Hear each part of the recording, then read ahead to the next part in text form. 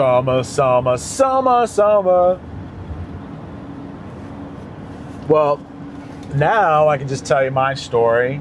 I want everybody to understand. I mean, had I not been in this field, I would have missed it. Bracing myself for that feeling, you know it, that temperature variance that is so easy to recognize, especially when you just want relief. We moved into our house in October of 2017, and I was just getting into what I do now. So we moved in, the house was built, I think in 84, 86, something like that. And then all of a sudden, 5-6 months in, it was July, and we went to bed one night. It was a super hot week, and we just couldn't sleep. We were like, oh my God, this is the worst. How do people do, what's going on?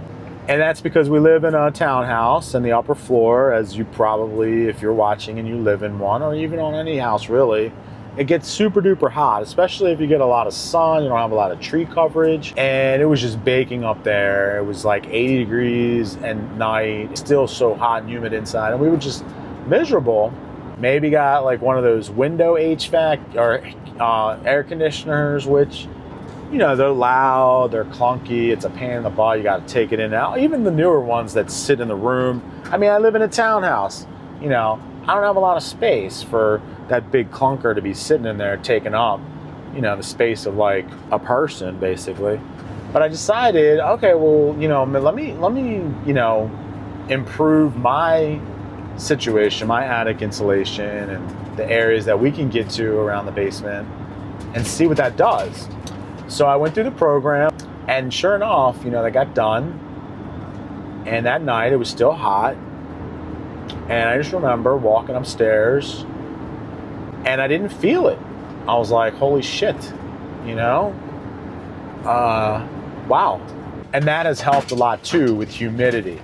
Humidity also is such a huge problem for the whole house, and even upstairs, and the temperature variance, because when that humidity gets in, it just gets so hard to get everything more comfortable. And I forget who said it to me, but it was really true. A dry house is a comfortable house in the summer. Sort of like Super Friends back in the, you know, day was like, hey, knowing is half the battle, right?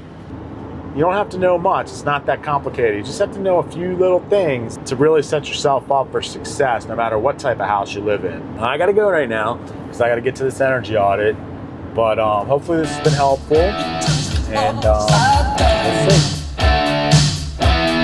Summer, summer, summer.